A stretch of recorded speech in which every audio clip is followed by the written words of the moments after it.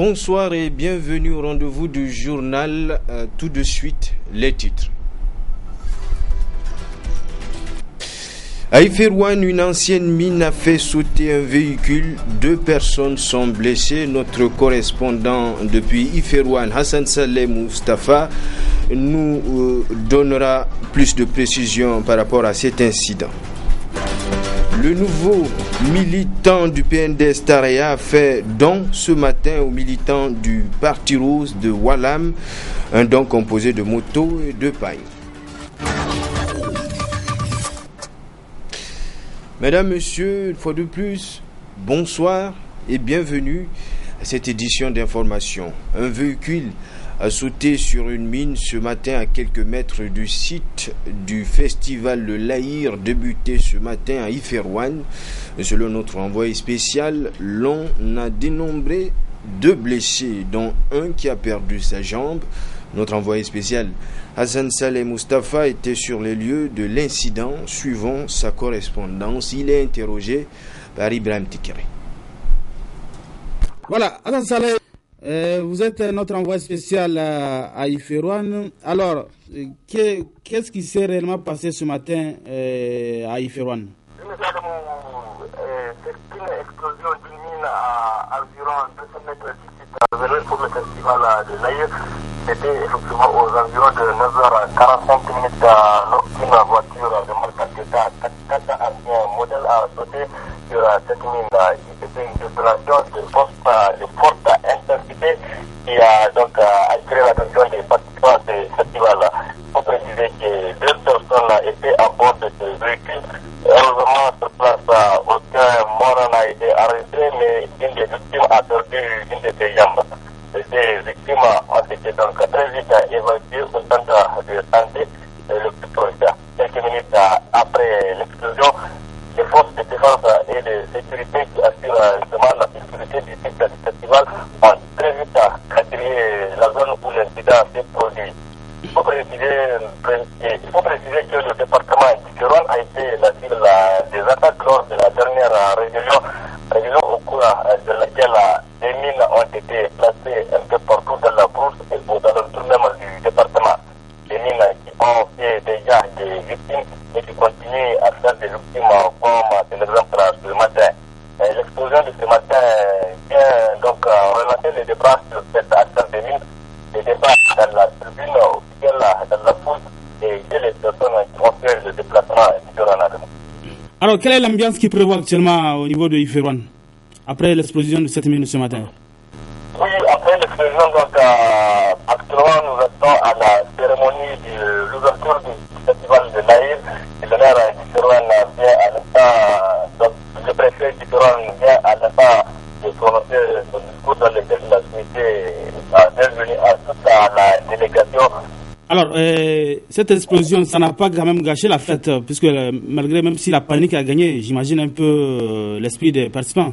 Oui, au moment de l'explosion, presque tous les gens qui étaient déjà placés sur le siège étaient restés debout. Certains ont fait même le déplacement entre les environ 2 mètres du festival. Et les gens qui étaient sur place ont quitté le site pour aller constater les dégâts de cette explosion. Et notamment donc les esprits étaient ont déjà commencé donc à oublier ce qui s'était passé. Et ce qu'il faut retenir, ce sont les gens qui ont fait le déplacement et vraiment qui sont en train donc de s'inquiéter dans ce qui est un peu partout comme je le disais. Vraiment les gens sont placés un peu partout aux alentours même de la ville de Victoire. Et vraiment il faut être prudent pour circuler, surtout dans les véhicules. C'est pas partout qu'il faut passer. Parle-nous, Hassan, de dispositifs sur place à Iferouane. Dispositif militaire. Les gendarmes, la police, la garde nationale, les militaires, tout le monde était mobilisé. Ils sont vraiment en train de faire leur travail comme ça qu'ils doivent utiliser la ville. Voilà, Hassan, vous êtes sur place à Iferouane. Au niveau de la population de Iferouane, par rapport à l'explosion de cette mine, est-ce que on peut dire que c'est peut-être les anciennes mines qui étaient à un moment un peu placées dans cette cité d'Iferouane? lors de la rébellion passée. Est-ce qu'on peut dire que ce sont ces anciennes mines qui sont en train d'exploser? Oui, justement, comme je le précise, justement, ce sont ces anciennes mines qui sont placées partout, je vous dis, partout la ville a été cadrée par des mines pendant la rébellion. Et il y a même des éléments de force de défense qui sont en cas, jusqu'à présent, de faire des opérations de déminage. Et ils ont fait des tracés, des voies qui sont dégagées en déposant des pierres blanches donc, pour signaler aux gens que la voie qu'il faut suivre. Il ne faut pas sortir donc, dans ce cas. Et chaque fois, même au cours de la route, tout au long du parcours, d'arriver à Ifirane, c'est comme ça. Et il essaie chaque fois à 5 km d'arrêter le cortège pour dire aux gens vraiment de rester dans ce cadre de ne pas sortir. Même ici, même dans la ville, c'est comme ça. Dans le centre-ville, c'est comme ça. Il y a des portes, tu vas voir des cailloux, des tracés. Donc, c'est RPL pour dire aux usagers d'emprunter cette voie de ne pas sortir dans ce cas. Et vraiment, la ville, selon nos informations qu'on a recueillies sur place, la ville est totalement cadrée. Il y a partout la ville, on ne sait pas là où les mines sont placées. Et l'exemple de c'est sur la voie qui mène aussi. La voie qui mène aussi. Donc, vraiment, c'est le produit. Voilà. Merci bien, Hassan Saleh. Bon séjour. Merci beaucoup. C'est le deuxième titre du journal. Le tout nouveau grand militant du PNDS Taraya de la section de Walam, El Haj Zakoujibo Dizakaye, a procédé ce matin à une remise de dons de motos au nombre de 25 à la dite section pour faciliter le déplacement des membres vers les militants des zones reculées, ainsi qu'un important lot de paille. La cérémonie s'est déroulée en présence de nos envoyés spéciaux, Adamou Soumana, Aboubakar Souley. Il vous souviendra que le 11 janvier dernier, cet homme très connu dans le paysage politique nigérien et le monde des affaires, le sieur Zakoujibo dit El Haj Zakay, annonçait en grande pompe son ralliement au Parti Rose à travers un gigantesque meeting. Un événement qualifié à l'époque par certains détracteurs de mise en scène du magnanime fils du Zarmaganda. Ainsi, par la présente cérémonie, ce grand visionnaire politique prouve si besoin est son adhésion totale aux idéaux du PNDS Taraya. Un geste hautement salué par les militants du parti au titre de la section de Walam. Cette cérémonie de remise de 25 motos aux militants de la sous-section de Walam qui nous réunit ce jour est la preuve supplémentaire, si besoin en est, de son engagement et la détermination à faire de Zarmaganda un fief du PNDS Taraya. Qu'il me soit donc permis, chers militants et militantes du PNDS Taraya, de rendre un hommage mérité à El Haj Zakoujibo pour sa dignité, son respect de parole donnée, sa largesse et sa grande valeur de leader. El Haj, tout le Zarmaganda vous remercie et vous assure de son soutien indéfectible en tout temps et en toutes circonstances. Qu'Allah, l'omnipotent, le miséricordieux, vous gratifie d'une longue vie et qu'il vous guide au centuple de tous les bienfaits. Ce moyen de transport vient ainsi renforcer la capacité de mobilité au sein de la section PNDS de Walam afin d'aller à la rencontre des militants dans les très profonds confins du Zarmaganda. Mais pour Zakoujibo, ce n'est qu'un début dans ses œuvres qu'il entend mener pour faire de Walam un fief incontesté du Parti Rose.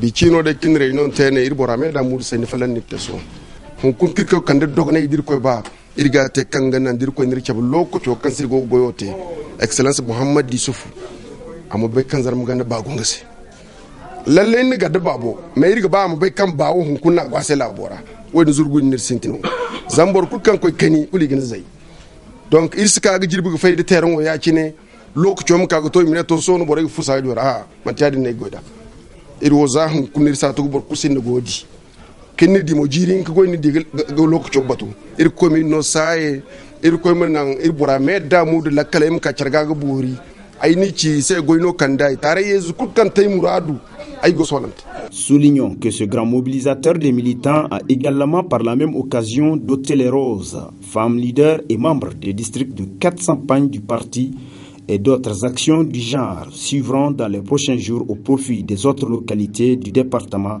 a-t-il rassuré. Fort de ce soutien de taille, Les militantes et militants, pour leur part, ont pris l'engagement d'être toujours aux côtés de El Hadji Zakou Djibo dans toutes ces entreprises pour le rayonnement du PNDS dans le Zarmaganda. Car pour la présidente des femmes du parti dans cette localité, Mme Yaye Zaratou Seydou, Zaké constitue leur providence. Un digne fils du terroir qui fait honneur à toute une contrée et le bonheur des partisans. Selon une information parue dans un journal en ligne, un camp d'entraînement de Boko Haram aurait été localisé au Niger. Dans ce camp, selon toujours cette source, des formations dans le maniement d'armes à longue portée anti-blindées et anti-aériens y seraient dispensées. Pour faire le contour de cette annonce, nous avons accueilli l'avis exprimé à ce propos par le sociopolitologue Dr Souley Hadji. Ce ne serait pas étonnant dans la mesure où nous partageons avec le Nigeria une frontière de 1500 km. C'est-à-dire qu'il y a des possibilités avec que des groupes ou des groupuscules s'infiltrent au Niger ou au Tchad, notamment au Cameroun, parce que ces frontières sont tout à fait poreuses et qu'il y a effectivement de part et d'autre des frontières, des parentés, des liens de parenté qui sont tissés depuis longtemps. Donc ce n'est pas exclu, effectivement, c'est probable que cela soit possible dans le cas actuel. Évidemment, on peut toujours douter, parce qu'il y a des années que l'on annonce effectivement ce genre de formation, mais on n'a pas encore vu, si vous voulez, de manière concrète, des individus qu'on a identifiés comme étant donc de Boko Haram. Alors, 1500 km de frontière commune, vous l'avez souligné, Dr Souley. Peut-être alors, avec cette frontière et plusieurs autres réalités socio-culturelles, en être surpris de la présence effective de Boko Haram au Niger? Non, bon, je veux dire, à partir du moment où, de manière formelle, Boko Haram n'a pas annoncé qu'il y aurait des attaques ciblées sur notre territoire, qu'il n'y a pas non plus de cible, si vous voulez, précise par ce groupe-là islamiste. Donc on peut douter, parce que jusque-là, s'il voulait attaquer le Niger, il y a longtemps qu'il l'aurait fait. Donc je pense que peut-être qu'il peut y avoir des cas d'entraînement, mais pour l'instant, on n'a pas encore connaissance, à mon avis, de possibilités d'attaques ciblées sur des institutions de l'État, sur des communautés ou sur des institutions même sociales en tant que telles. Alors qu'au Nigeria, vous voyez bien que aussi bien au Tchad qu'au Cameroun, il y a eu des interventions, au Cameroun. Donc au Niger, jusque-là on est épargné, je remercie. Je pense que peut-être que c'est une nouvelle phase qu'on peut dire qui peut être engagée par ce groupe islamiste-là, mais il n'est pas évident aujourd'hui qu'il y ait effectivement une possibilité pour ce groupe-là de pouvoir s'infiltrer et faire des actions de SAP au Niger. Alors justement, le Nigeria est une puissance militaire africaine et maintenant il y a même un regroupement plus ou moins sous-régional pour lutter contre Boko Haram. Et pourtant, Boko Haram persiste et signe, Boko Haram résiste. Quelle est la meilleure riposte contre un tel mouvement? Bon, c'est difficile de lutter contre une armée invisible, parce que Boko Haram, c'est une cinquième colonne. C'est-à-dire que c'est une armée invisible, une armée qui effectivement n'est pas constituée, organisée sur le mode formel des armées des États. Ce sont des groupes qui opèrent de manière spontanée, de manière furtive, de manière isolée, qui effectivement frappent et puis s'enfuient. C'est la guérilla urbaine, la guérilla rurale qui fait qu'on ne peut pas saisir ces éléments-là. Et surtout, ce sont des soldats, si vous voulez, de Dieu. C'est-à-dire des gens qui sont prêts à mourir pour leur cause, qui sont des kamikazes. D'abord au niveau local, les problèmes socio-économiques des populations. Parce qu'il faut voir aujourd'hui des réfugiés qui sont nombreux, donc le Nigeria, à Difa ou en Guinée, sont laissés à eux-mêmes. Il y a que le CICR qui s'en occupe quelque part, mais l'État n'a pas encore, si vous voulez, mis la main à la poche pour pouvoir apporter des solutions complètes donc, à ces flux de réfugiés assez importants. Donc il faut que, au plan local, l'État trouve des débouchés aux jeunes gens effectivement qui sont sans emploi, qui sont parfois diplômés mais sans emploi. Donc qui seront, si on les laisse durablement, attirés par le mouvement Boko Haram. Donc ils vont eux aussi être des terroristes en puissance. Moi je pense qu'il y a en tout cas une politique à mettre en place, sociale, économique, dans les régions, surtout dans les régions où cela est assez important, notamment à l'est du pays, à Zander, la frontière Maradi, avec Kaduna. Donc tout cela, il faut que l'État s'implique pour vraiment pouvoir asseoir une politique qui puisse dissuader la jeunesse donc, nigérienne à s'impliquer dans ce combat stérile et qui vraiment est meurtrier pour les communautés. Éducation à présent, incertitude dans les négociations entre le gouvernement et le CEPRAS, le cadre permanent de réflexion et d'action des syndicats des enseignants qui projette d'engager un mouvement de grève pour exiger du gouvernement le respect du protocole d'accord signé entre les deux parties. Le CEPRAS qui a refusé de participer à la signature d'un communiqué conjoint. Un reportage Asmana China Ibrahim Abdou. Qu'est-ce qui bloque les négociations entre le gouvernement et le cadre permanent de réflexion et d'action des syndicats d'enseignants? Le CEPRAS qui menace d'observer un arrêt de travail dans les prochains jours. Dans un point de presse conjoint, les ministères en charge de l'éducation ont fustigé le refus de certains responsables du CEPRAS de rencontrer les ministres. Heureusement, au sein du CEPRAS, il y a eu des têtes froides. Des personnes que nous considérons comme étant averties de ce que c'est qu'un syndicat, des personnes qui ont du respect pour le partenariat entre les syndicats et le gouvernement, des quelques 32 secrétaires généraux que compte le CEPRAS, nous avons rencontré 5 personnes hier. Nous avons travaillé avec eux de 15h jusqu'à 21h. Ce qui a permis, en plus des avancées annoncées par le gouvernement, de revenir et de discuter avec eux point par point. Quand nous disons point par point, ce n'est pas des promesses en l'air, ce sont des engagements pris par le gouvernement et qu'il est en train de respecter. Il est en train de respecter parce que certains enseignants vont le constater dans leur salaire à la fin du mois de février. Après 21h, il était question que ceux qui sont venus nous rencontrer rencontrent leurs camarades ce matin et qu'à 10h, qu'on se retrouve ensemble pour faire un communiqué conjoint. Mais voilà que de l'autre côté, ceux qui sont venus nous rencontrer nous ont rapporté que leurs camarades n'ont pas jugé utile de les écouter. Les responsables du CEPRAS donnent leurs arguments par rapport à ce refus. Nous avions envoyé une délégation pour effectivement rencontrer le ministère en charge de l'éducation par rapport au préavis tel que je l'ai dit, qui comporte en son sein 2 points. Le premier point, c'est la question du respect des engagements auxquels le gouvernement avait souscrit dans les accords qui nous lient, notamment le protocole d'accord d'avril 2012 et le protocole additionnel de mars 2013.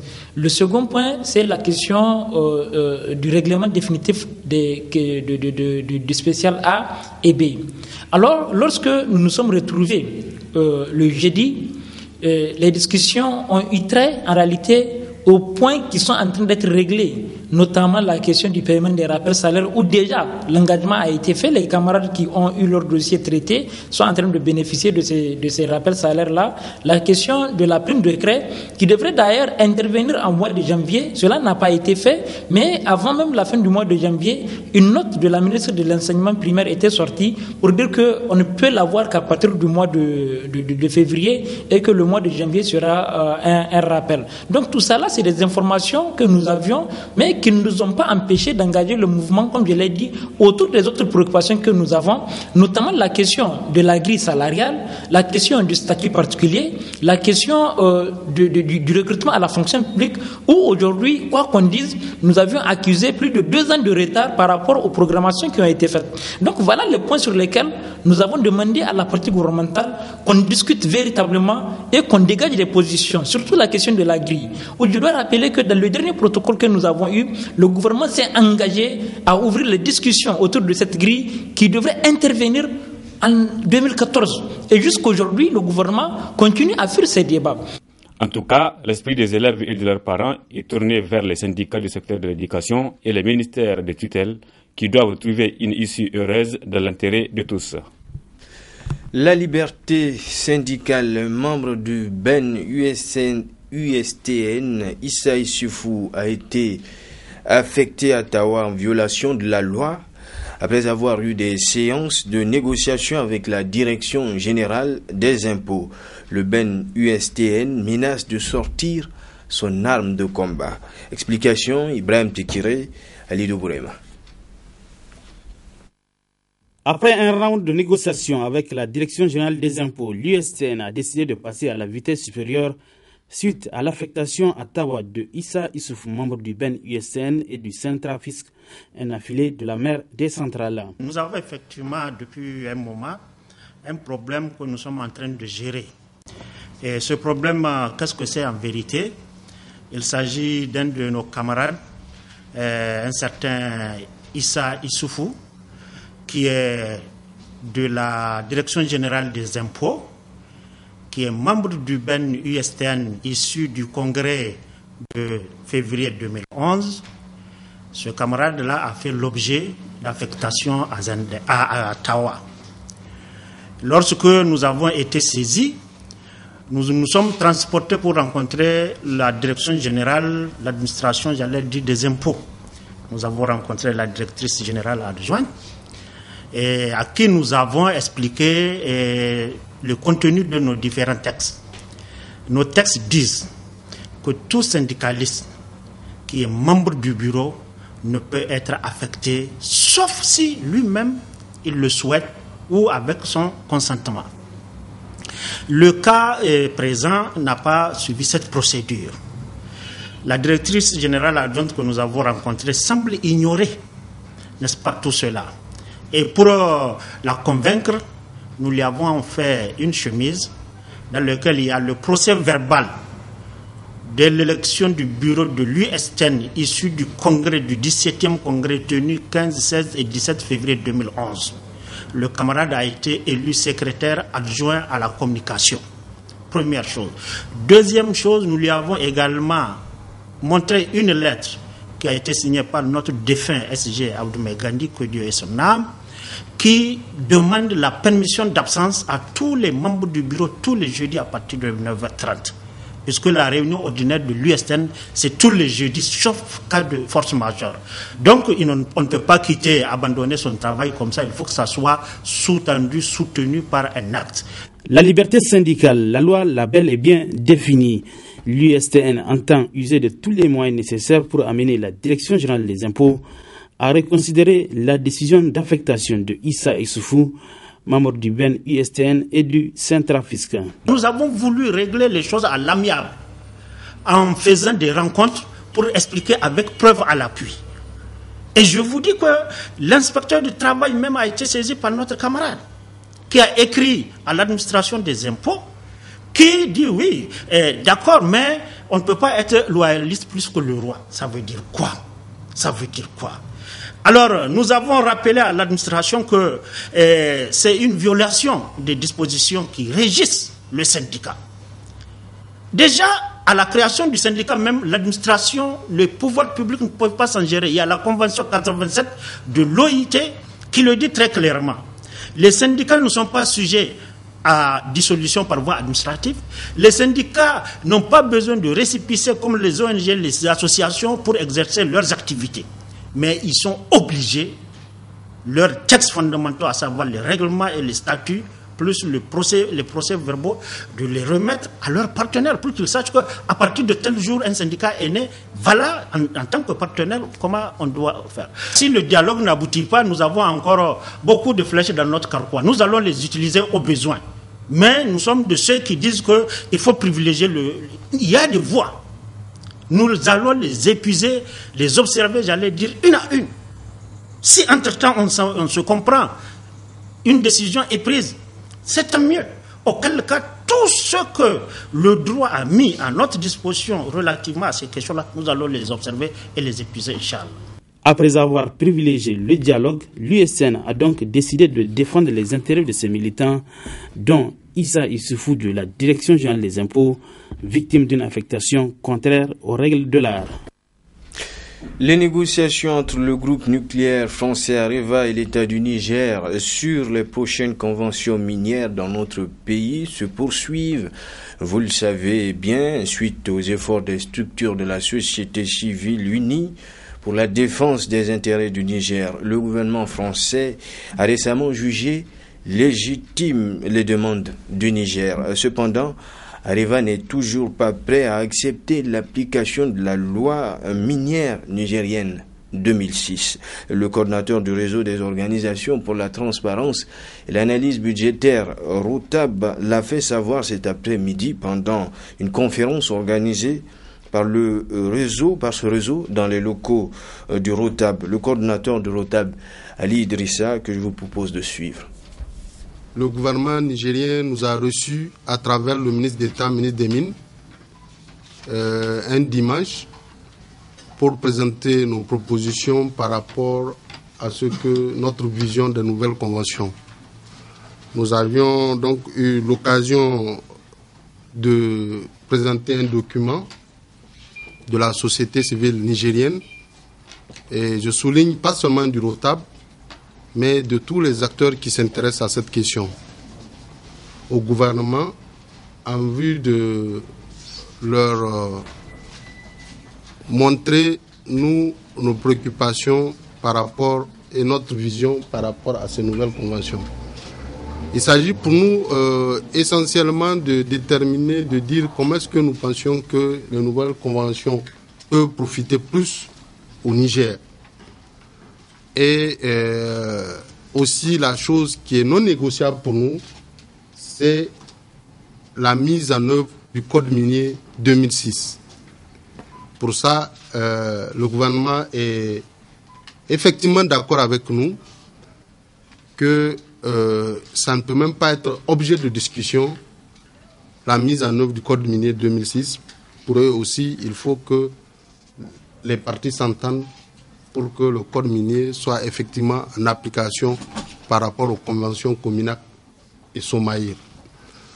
Au-delà de ça, le gouvernement a aussi d'autres préoccupations telles que la route Tawa-Agadez et la mise en œuvre de Imouraren.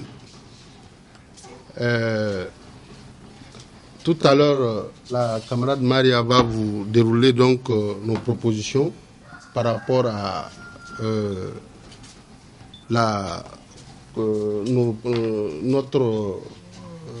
nos préoccupations, donc le document qu'on a transmis au gouvernement. Avant cela, il s'agit pour le directeur des grandes entreprises qui est là, Monsieur Maman Ousmane, de nous présenter vraiment la fiscalité par rapport au Code minier 2006.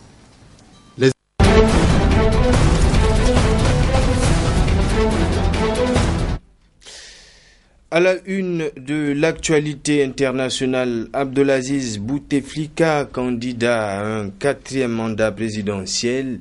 L'annonce a été faite par son premier ministre Abdoul Malek Sellal.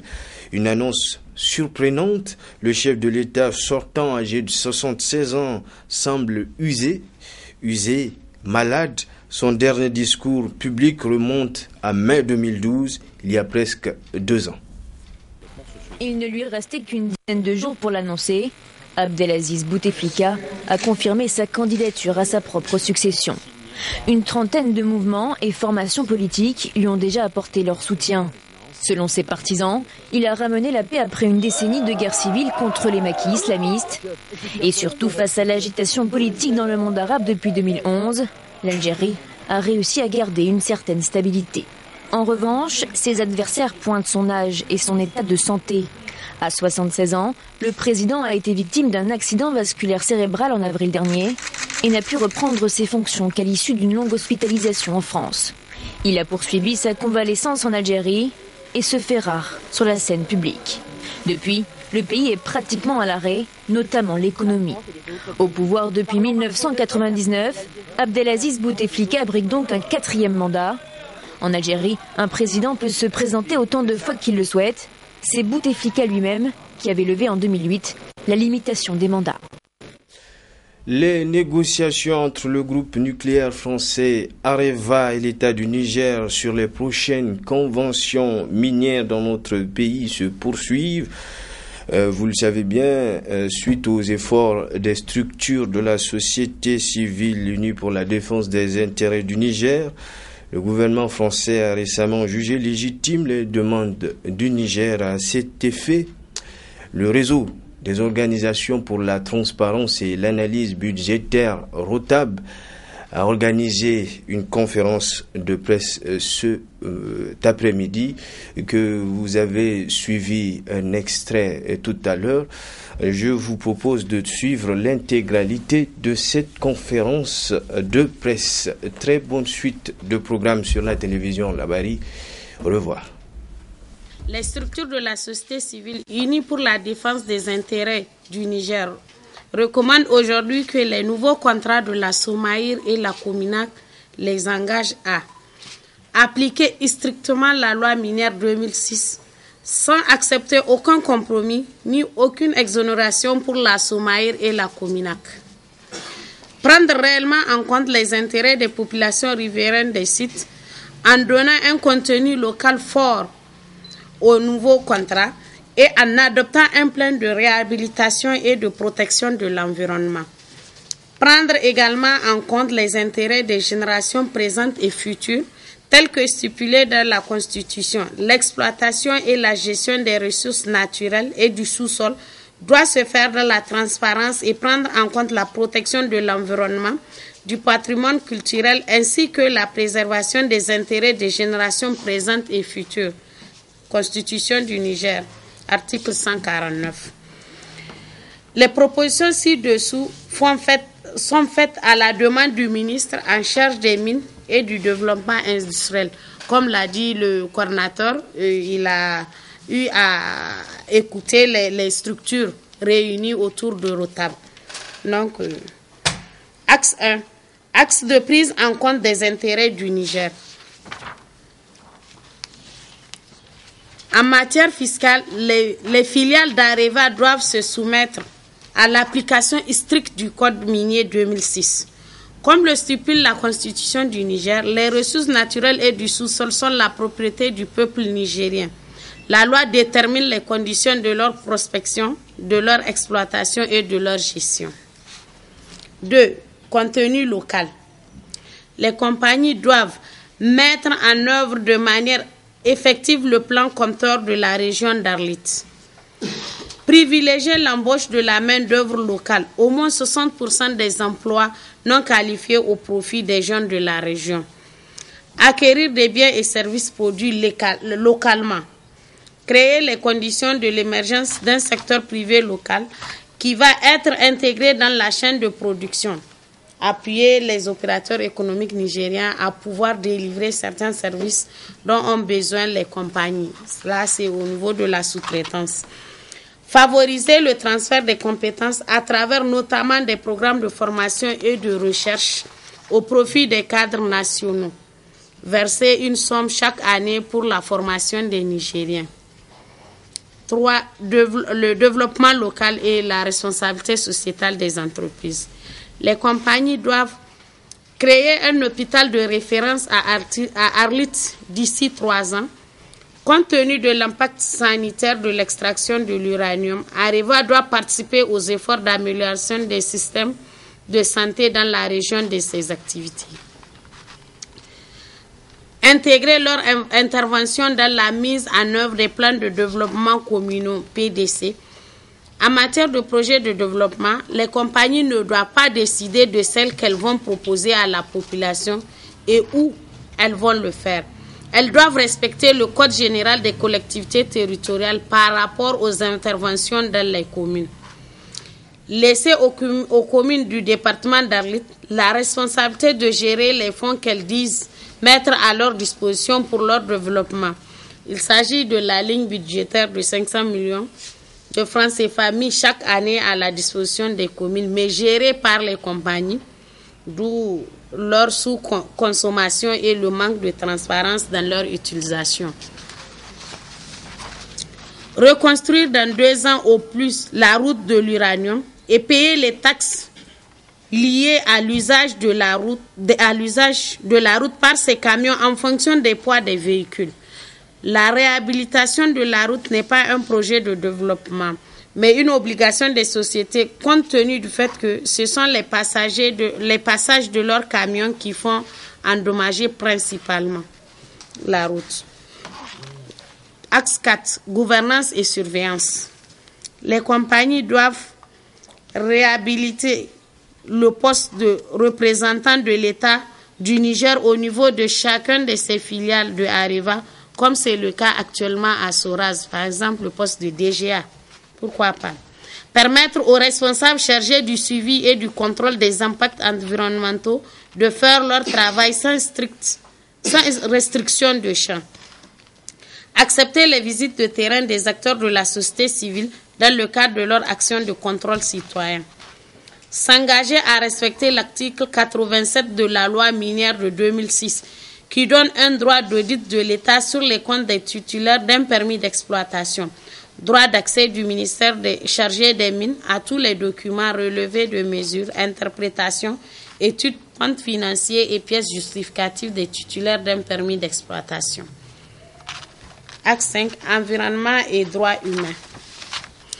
Les compagnies doivent s'engager à respecter le code de l'environnement et de l'eau.